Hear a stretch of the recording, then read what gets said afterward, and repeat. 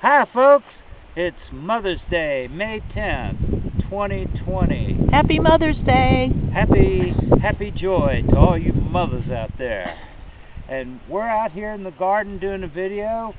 Over here, you can see our hayfield is doing real well. Our neighbor will probably be cutting hay there the end of the month. And the canine squad is out and about today, making the most of a sunny day. We had a frost last night. This is our asparagus. This patch is probably 25, maybe even close to 30 years old. Probably closer to 25. But as you can see, it got a little bit touched by the frost. Now the frost was down here in the bottom, but not up top. And over here, you can see our potatoes got burned. This is the second time they've gotten frosted, but they'll recover. These are twice froze potatoes. Now I have a question. Yes. With that, getting frosted twice, how does that affect the potato in the ground? I mean, is it still growing in the ground, even though the tops, I know it sounds silly, even though the tops are... Let's put it this way. It killed the top. Okay. But the bottom is fine. Okay. They will recover, because you plant these things on St. Patty's Day, and right. That's in March, and we have plenty of... They usually take anywhere from 4 to 8 weeks to come up, and it's not uncommon for them to get burned. But these have been burned twice. They'll be fine. So, as you can see, you're saying, Sam, what is all this wire? I know. You got a goo out. I don't know if you could see it well on here we go. Here, you can see it. You got a styling out here. Yeah, we got something going on. All right, here's the plan. The deer have been a dreadful menace. Last year was the worst. So, this is an electric fence. Maybe one of the dogs will test it for it. Marcine, would you touch that? No, I'm not it's touching only it. 6 volts. I am not. I don't care. Over there, I don't know. Maybe Marcine. Here, let me zoom. Or we'll drive over there. That's a solar charger, so it's independent. It's independent of plugging it in or anything. So if the power goes out, it works. And it's got a battery in there. It charges at night and keeps a fence. We had to do this because our deer population is worsening every year. Yeah, but this year, a lot of folks are going hungry, so there might be fewer deer. Because people will eat them around here, and we're one of them. We're 2 of them, aren't we? Yep. All right, here's the plan in here. This row and that row, you can see where that's Kennebecks. And these are Pontiacs, red Pontiacs. These are what they call Irish potatoes. Now, they'll be out of here by the end of June. They'll have been harvested. Now, in the 2 rows in between, I don't know whether you can see that. Yeah. I'm not going to go through this fence. No, don't even go here. Sweet potatoes are going in there. Now, deer love sweet potato leaves. They will eat them to nothing. That's why I got this. And they spread like crazy. There's crazy vines. So I get the Irish potatoes out of here, and then the sweet potatoes have more room to grow. That's the plan. Now where all those stakes are, that's going to be the tomatoes. Last year, those nasty deer started eating our green tomatoes, so I put like hay wrap around them to protect them, and it did. I learned that from the guys that grow grapes. They put that around them, and it worked. Come on, let's try that fence. Oh, please don't. And, so that's all set up now. We're just waiting for warmer temperatures. Maybe this time next week I'll have the tomatoes in, or shortly thereafter. It goes but it has just been entirely too cold for the warm season stuff. The squash, the cucumbers, the tomatoes, but the cabbage are loving it. We'll see that later upstairs. But so I put this fence up, and I've used what we have. We got bamboo. We got a hell of a lot of it down there. I put T-posts in the corners. Now that charger, the way I did it, I only did one dumb thing, which I'll show you when we get over there. that charger, I can run a wire and I can make a fence on any of these patches I want. I think that's a good idea. I can just run the wire up high so you can get the tractor or a vehicle underneath it, and it'll transmit the electricity to wherever I rig something. So, that's the plan. We'll see if it works. I'm liable to come down here and find the fence all hanging up in the bushes or anything because the bear got in it and got tangled and ran off and drug it halfway across the county. But, you know, you never dull moment. Now, if a person was going to purchase the materials like you did just to do this patch, and how big would you say this patch is? This patch is 120 feet by about 25. Okay, so say if a person wanted to do the same thing, how about, I mean, can you give them an estimate of how much it would cost them? Not really? Not including labor? Yeah, not including labor, because they're going to be the laborers. Probably about $300. Okay.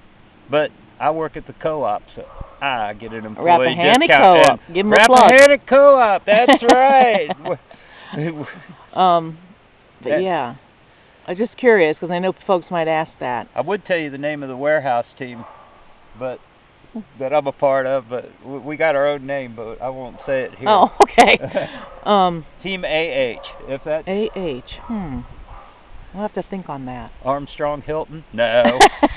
But anyway, so I get it.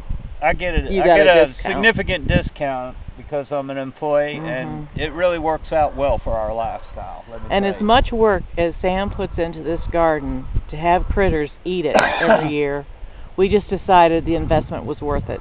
So. Well, the one good thing though about having an abundant deer population is if meat gets scarce, it won't get scarce here, because we got enough bullets. Anyway.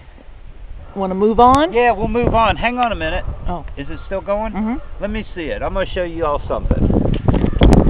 Oh no! This is Marcine. I'm cutting this part out. Come on, Marcine. Show me love.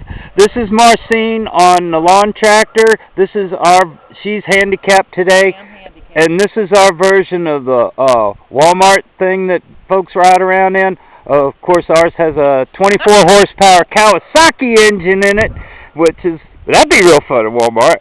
Anyway, I was just going to show you our camera lady. Anyway, love you, Marcine. Here you go. Hand off to Marcine. Alright, I'm going to show you all a little bit about this charger and the dumb thing that I did. Now, I can hear it ticking. It's going. That means it's on. However, the on and off switch is on the other side. Oh no! I should have put it back here. Can you move it around? So I got to reach around without touching this. Oh my gosh! Because this is where the heat is. Oh my gosh! Now it's off. Oh goodness! Now I can go through. I'll show you how I do this thing.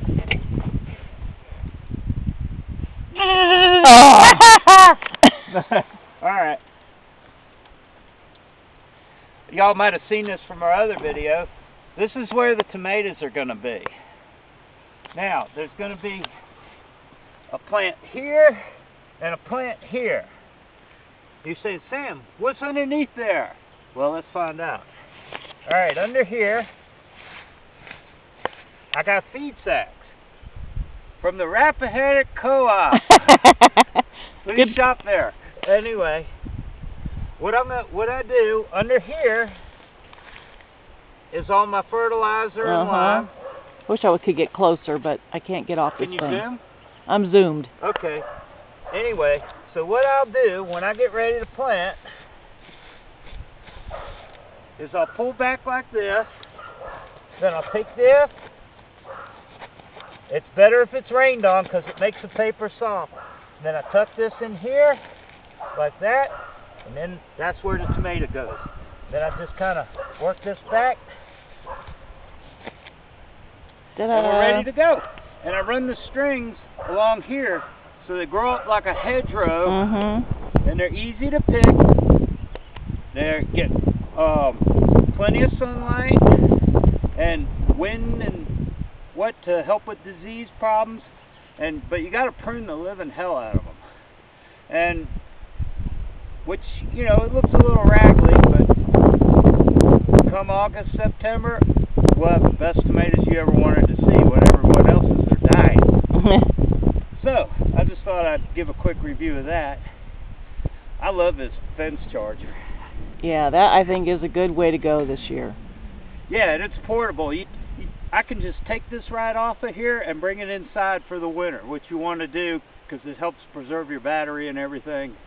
Well, can you move it over here so the switch is over here? I probably could turn it around. I hate for you to get shocked. But see, this part here Oh, I has to see. face south. This is where it gathers the energy from the sun.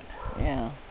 I mean, it was kind of if that's the worst thing that went wrong with this project, I can live with that. Well, and you're slender enough. You don't have to worry about any extra body parts in the wire. And even if I get shocked, the worst it'll do is make me go, wah, wah! And then I'll feel good in 10 minutes. We got to keep the grandkids away from this. Yeah, we do, don't we? Oh, Sammy. Anyway. Hear that, grandkids? Don't touch the wire. You're gonna touch it. They're gonna, because you told them not to. They're gonna try touching it with a stick or a little piece of grass. What if they something. touch it with a stick? Will they get shocked? If it's wet. Oh no. It ain't gonna hurt them. They're just gonna go woohoo, and then they're gonna. Then they're gonna cry. No, then they're gonna try to get somebody else to do it. Oh. Nate. I'm gonna turn it on. Okay. And we're hot. Come on, I hear the you're all ticking. wet. Touch it. Oh no. Okay. All right, now Sorry. over to the other side. Such silliness. Now the rest of the garden has been pretty much prepared for planting. In this patch, where you see all those beautiful little weeds, it's going to be winter squash. And we have a hell of a winter squash harvest here. I mean, you bring the pickup down to harvest it. She's sniffing the wire. I don't want to see this. She's just going to go, whoo! But anyway. She's wet. You're saying, Sam, why are you allowing all those weeds grow in there? Yeah, Sam, why? Yes, why? Why? Tell us. We must know. Anyway, the reason is the winter squash doesn't get planted till around Father's Day in June. All these grow. I spray it with Roundup. I know that's a bad word until they find out it cures the virus. Mm-hmm. And that kills all the weeds. And then I don't cultivate, so it doesn't bring up any more seeds to the germination zone. And then I plant the squash, and it does great. And I have a lot fewer weed problems, and it's a lot easier to work the sprayer than a hoe. Mm-hmm. That's a garden tool for some of you people. Anyway, and the next patch is going to be summer squash, okra, sunflowers, maybe some watermelons. And then the far patch, which we'll go over there and see, is going to be corn. Where that little fence is, Yay, corn. is going to be cucumbers. Oh, nice. And maybe lima beans, but the deer ate all Marcine's lima beans last year, so I'm gonna grow those up top probably. We'll venture forward over there, but we'll go over there where you hear the dog barking playing in the creek over there. She loves it, that lumpo. And I'll give you a little bit of view, but everything, the warm season stuff. Some people have planted theirs, and they either had to protect them or lose them last night. Yeah. You know, the average frost date for this part of Virginia is May 15th. A lot of years you can get away with planting late April and stuff, but I don't watch the date so much as I watch the conditions. And the conditions really kind of overrule any date you might see, which is a good rule. Look at the long-term forecast, and you know, don't rain not so much, but temperatures.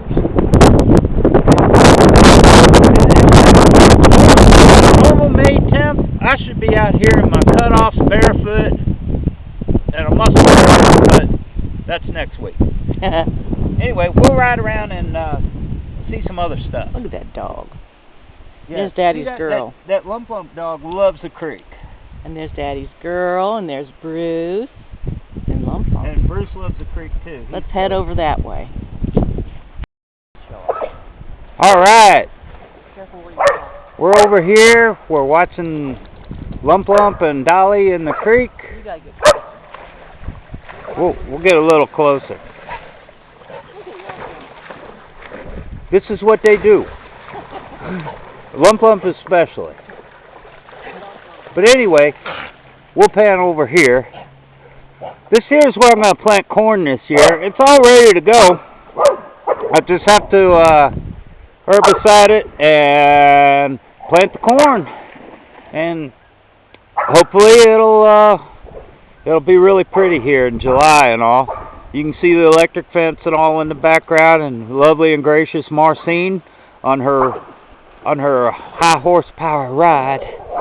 But anyway, we'll go up top and then we'll see some really cool stuff. All right? We're up at the upper part of the garden up near the house right now. I want to show you something really kind of cool. See these right here? What are those little things? Pears. Oh, we're gonna get fruit this year. Yeah, there's plenty of pears. This tree has tons of pears on it. Oh, good. So it's doing real good. It had a beautiful bloom. It was like a cloud out here. It was real pretty. I've been working with this tree for a number of years to get it the way I wanted it. But it's a slow process. But let's focus over here for now. We got strawberries.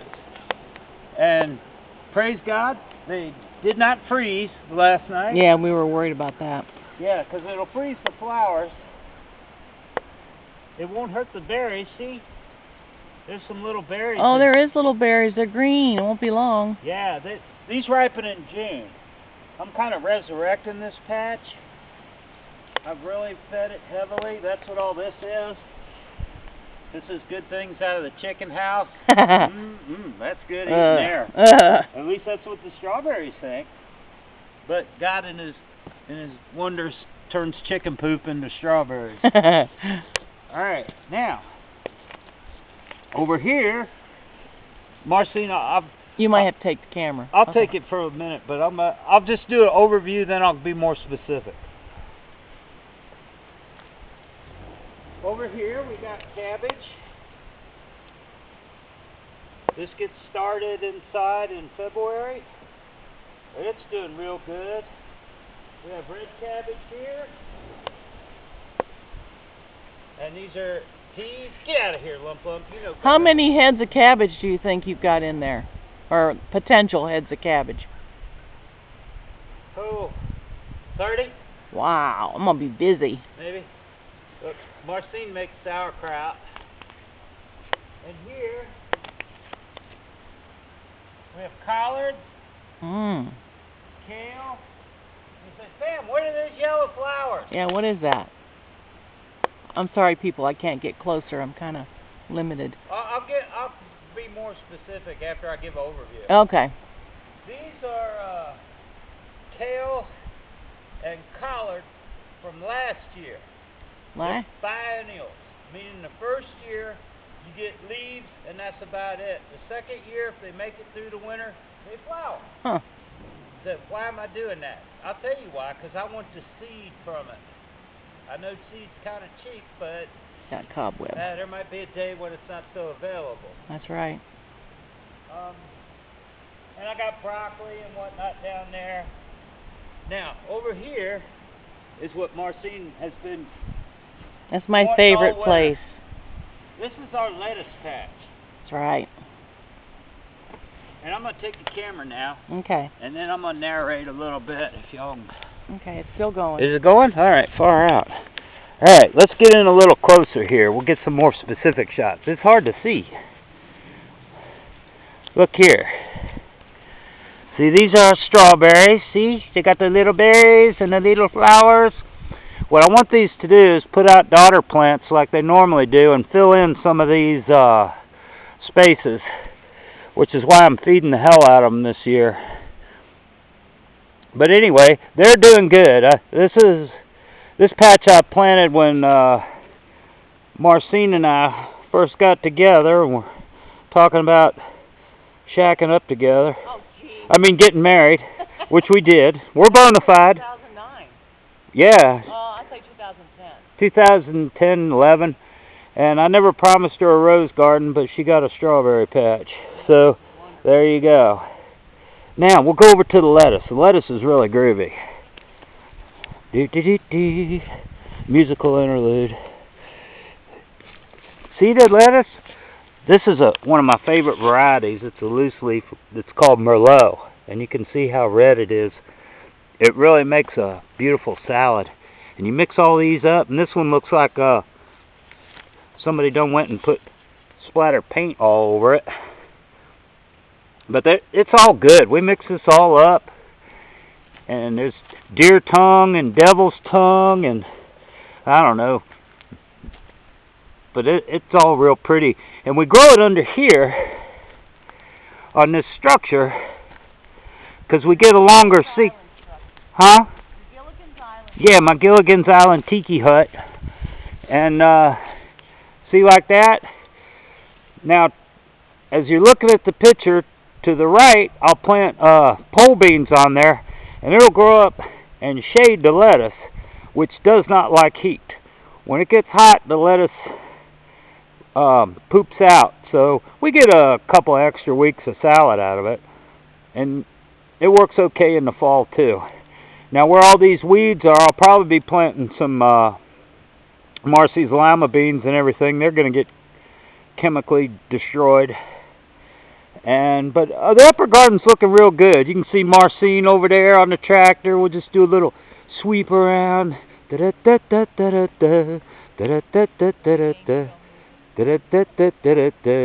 the lump dog. Now we'll look over here at the blueberries. They're doing real good. And then we'll wrap this up.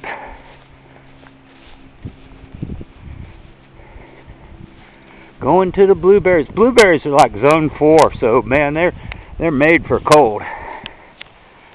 So look, you can see they've flowered now. They're about wrapping up their flowering.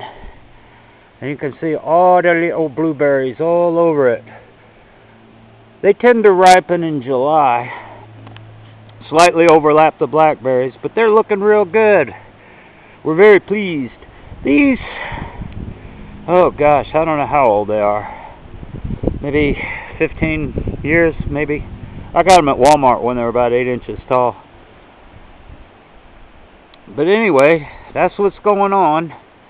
We just thought we'd produce a little video for you. The roses are doing good. And there's Marcine again with the lump dog.